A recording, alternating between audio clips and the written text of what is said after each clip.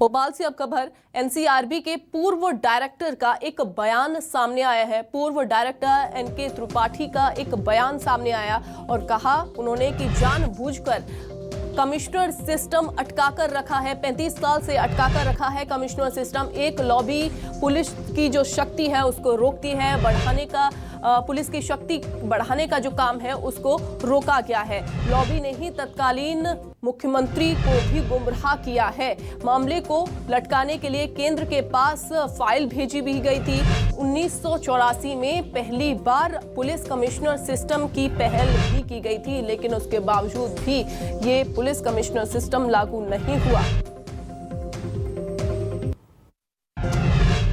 आंशिक रूप से ये भी कह सकते हैं, क्योंकि एक तथाकथित लॉबी के रूप में बहुत से अधिकारी हैं जो इसके पक्ष में भी थे आईएएस में होने के बावजूद, लेकिन सामान्यतया उनकी तरफ से ये सोचा गया कि उनके अधिकार जा रहे हैं।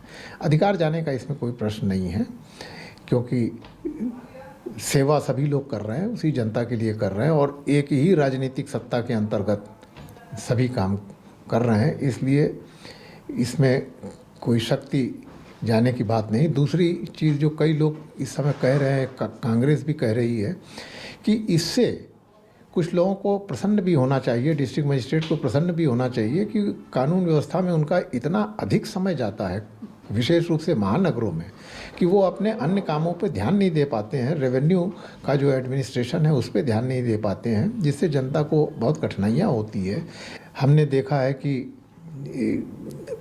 पेशियां बढ़ती चली जाती हैं, जो रेवेन्यू केसेस हैं, कि आज इसमें व्यस्त है उसमें व्यस्त है। न केवल डिस्ट्रिक्ट मजिस्ट्रेट बल्कि एडीएम के यहाँ भी, एसडीएम के यहाँ भी बहुत कठिनाइयाँ आती हैं। तहसीलदार की भी ड्यूटी जो है अक्सर त्योहारों में इसमें उसमें लगा दी जाती है मजिस्ट्रेट, तो उनके काम में भी खलल पड़ता है। अब वो एकाग्र हो के अपना काम कर सकेंगे, पुलिस अपना काम कर सकेगी और सबको देखने के लिए जो राजनीतिक सत्ता है वो उसको देखेगी और उनको भी, राजनीतिक सत्ता को भी जनता देखेगी।